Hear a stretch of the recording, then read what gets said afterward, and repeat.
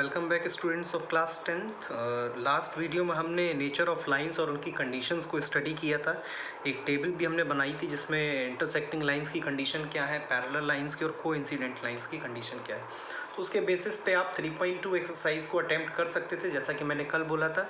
तो I hope आपने 3.2 को अटैम्प्ट किया होगा और आपको जो क्वेश्चंस नहीं आए वो अभी भी आप पूछ सकते हैं कमेंट सेक्शन में या व्हाट्सएप के थ्रू। तो आज स्टार्ट करते हैं, आगे बढ़ते हैं अगले टॉपिक की तरफ। अब अगर हम बात करें कि कोई पेयर ऑफ लीनियर इक्वेशंस हमारे सामने है, सपोज करिए एक इक्वेशन है √2x plus √3y equals to 0, √3x minus √8y equals to 0। और या फिर हम ये इक्वेशन ले लें, अभी थोड़ी इजी इक्वेशन ले लेते हैं, 7x minus 15y equals to 2 और x plus 2y equals to 7। अब मुझे ये pair of linear equation solve करना है। तो हमारे पास कौन कौन से तरीके हैं इनको सॉल्व करने के लिए। तो सबसे पहले हमें बताया गया है, सिखाया गया कि सब्स्टिट्यूशन मेथड। कौन सा method? Substitution method.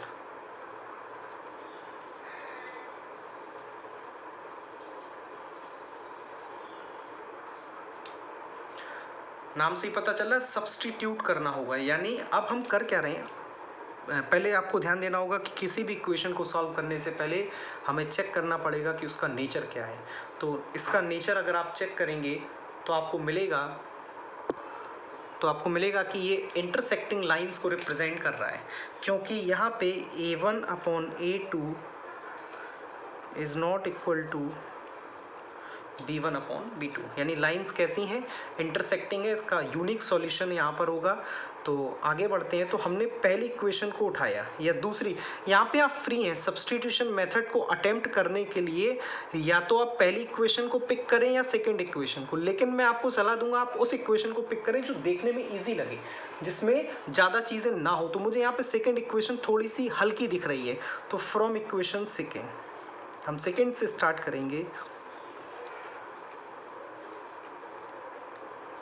x plus 2y कितना है? 7। यहाँ से हम x की वैल्यू निकाल लेंगे, तो यहाँ से x की वैल्यू है 7 माइनस 2y।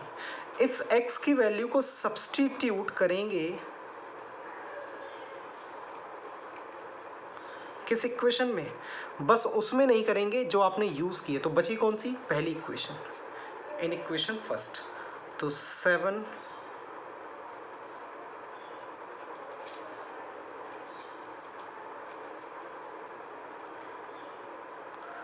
हमने x की जगह क्या रख दिया? 7 माइनस 2y, जो यहाँ से निकाला। 7 7 ज़ा 49 minus 14y plus 15y equals to 2। 49 plus y equals to 2, तो y equals to minus 47। y की वैल्यू आ गई है। y की वैल्यू को उठा के आप यहाँ रख दीजिए, आपको क्या मिल जाएगा? x की वैल्यू मिल जाएगी। तो आई होप आपको क्लियर हो गया। अब सेम क्वेश्चन ये है हमारे पास, √2x plus √3y equals to 0। तो यहाँ से आप या तो पहली इक्वेशन से या फिर दूसरी इक्वेशन से किसी से भी एक x की वैल्यू को पिक कर लीजिए। तो हम यहाँ पे पहली इक्वेशन से करते हैं या दूसरी से कर लें, किसी से भी कर लें। तो √3x इक्वल्स टू √8y आ जाएगा, क्योंकि ये माइनस है तो वहाँ जाएगा प्लस हो जाएगा। तो x कितना आया? √8 अपॉन √3y। अब इस x को, अब मैं सारी चीज़ें लिख नहीं रहा हूँ कहाँ सब्स्टिट्यूट करना, सीधे बता रहा हूँ। इस x की वैल्यू को उठा के हम कहाँ रख देंगे? पहली इक्वेशन में। तो √2 और x की वैल्यू मैंने रख दी √8y upon √3 plus √3y equals to 0। तो मल्टीप्लाई किया मैंने यहाँ पे, √16 हुआ। कितना हुआ? √16। और √16 कितना बनेगा आपका जाके? 4। तो 4y। एलसीएम भी ले लेते हैं यहाँ पर। एलसीएम आया हमारा √3 plus 3y equals to 0। 7y। ये √3 0 के पास जाएगा, 0 हो जाएगा। तो y कितना आया? 0 आया। y 0 है तो x कितना होगा? x भी 0 हो जाएगा। आई होप आपको क्वेश्चन समझ में आया होगा। तो इसी तरीके से हम और भी क्वेश्चन सॉल्व कर सकते हैं। जैसे एक और क्वेश्चन मैंने उठाया एनसीईआरटी का, क्वेश्चन है 3x minus y equals to 3 और दूसरी इक्वेशन है 9x minus 3y equals to 9। ये इक्वेशन फर्स्ट है, ये इक्वेशन सेकेंड है। अब आप क्वेश्चन को सॉल्व करने से पहले एक बार चेक कर लें उसका नेचर ऑफ लाइंस क्या है। तो यहाँ पे आपको a1/a2, b1/b2 और c1/c2 चेक करना है। तो यहाँ पे आप देखिए a1/a2 कितना है, 3/9 which is equal to 1/3। b1/b2 कितना है, -1/-3 which is equal to 1/3। c1/c2 कितना है, -3/-9 which is again equal to 1/3। तो आप क्या देख रहे हैं कि यहाँ पर a1/a2, b1/b2 और c1/c2 तीनों की वैल्यू इक्वल है। और ये कब होता है, जब लाइंस कंसिस्टेंट होती हैं, यानी कि infinitely many solutions, infinite solution exist. ऐसे क्वेश्चन को हम अटेम्प्ट नहीं करेंगे, यानी यहीं छोड़ देंगे इस क्वेश्चन को। अगले क्वेश्चन पे आते हैं। तो हमसे कहा गया है the difference between two numbers is 26। अब कुछ थ्योरेटिकल क्वेश्चन है और सब्सटीट्यूशन मेथड से ही लगाने हैं कि दो नंबर है जिनके बीच का डिफरेंस 26 है। तो लेट कर लेते हैं the numbers be x and y such that x greater than y। अब दोनों के बीच का डिफरेंस कितना है, 26, यानी x माइनस वाई। अब इसमें कहा गया है one number is 3 times the other, और पहला नंबर दूसरे का 3 गुना है, यानी x इक्वल्स टू 3y। तो दो इक्वेशन मैंने तैयार कर दी हैं। अब आप इसमें सब्स्टिट्यूशन मेथड खुद लगाएंगे। The larger of the two supplementary angle, दो सप्लीमेंट्री एंगल है, पहला हमने माना x और दूसरा y। अब ये दो अगर सप्लीमेंट्री एंगल हैं तो दो सप्लीमेंट्री एंगल का सम कितना होता है, सबको मालूम है 180 डिग्री। पहली इक्वेशन तैयार हो गई।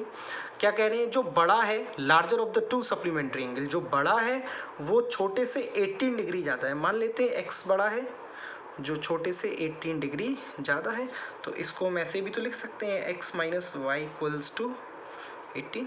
अब हम चाहेंगे तो दोनों इक्वेशंस को सॉल्व कर लेंगे। तो यहाँ से मुझे क्या मिल जाएगा, x और y की वैल्यू। किसी भी एक इक्वेशन से x की वैल्यू निकालिए और उसे सब्स्टिट्यूट कर दीजिए सेकंड इक्वेशन में, सेकंड मतलब बची हुई इक्वेशन में। तो आते हैं अगले क्वेश्चन की तरफ। क्वेश्चन काफ़ी लेंदी है इसलिए मैंने पूरा नहीं लिखा है, बस समझने के लिए आपको बता दिया है कि the taxi charges in a city consist of a fix charge together with the charge of distance covered. एक सिटी में टैक्सी चार्जेस कुछ ऐसे हैं कि उसमें एक तो फिक्स चार्ज है और फिर एक चार्ज है कि पर किलोमीटर आप कितना चल रहे हैं। तो यहाँ कर लेते हैं let the fix charge of taxi कितना, x रुपीज़, और चार्ज पर किलोमीटर हम कितना मान लेते हैं, charge per kilometre equals to y rupees per kilometre. मतलब अगर आपको 20 किलोमीटर चलना है तो आपको ये फिक्स वाला तो देना ही पड़ेगा, जो टैक्सी का एक तरीके से सर्विस चार्ज बोल सकते हैं, और जितने किलोमीटर चल रहे उसका अलग पेमेंट देना पड़ेगा। अब एक बंदा 10 किलोमीटर चला है for a distance of 10 kilometre और उससे चार्ज कितना लगा है 105। तो 10 किलोमीटर का पेमेंट कैसे बनेगा, x तो देना ही देना है उसे। 1 किलोमीटर का कितना रुपया लग रहा है y, तो 10 किलोमीटर्स का 10y है और पेमेंट कितना दिया है 105। सिमिलरली अब वो 15 किलोमीटर का कितना दे रहा है 155, जिसमें x तो से फिक्स चार्ज देना ही पड़ेगा। 15 किलोमीटर का अगर 1 किलोमीटर का y रुपीज़ है तो 15 किलोमीटर का कितना होगा 15y, और टोटल उसका पेमेंट बना 155।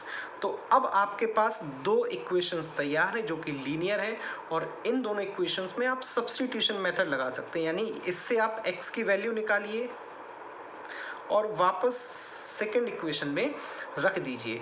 तो सब्स्टिट्यूशन मेथड के थ्रू आपको यहाँ पे x की